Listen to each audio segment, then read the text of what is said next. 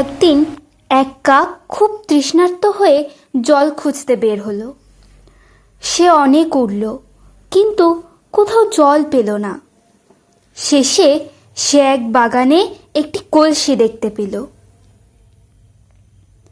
কাকটি উড়ে গিয়ে দেখল কলসির ভিতরে একটু জল আছে, কিন্তু সেটা অনেক নিচে।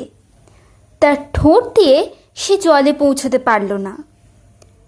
কাকটি তখন ভাবতে লাগলো, এখন কি করব? আমি তো খুব তৃষ্ণার্ত। হঠাৎ তার মাথায় বুদ্ধি এলো।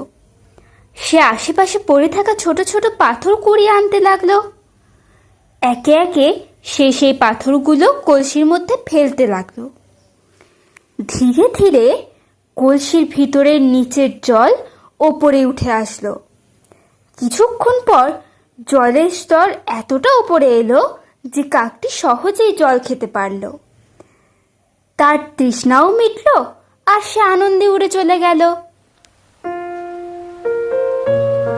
এর থেকে আমরা এই শিক্ষা পাই, বুদ্ধি ও ধৈর্য থাকলে সব সমস্যার সমাধান করা যায়।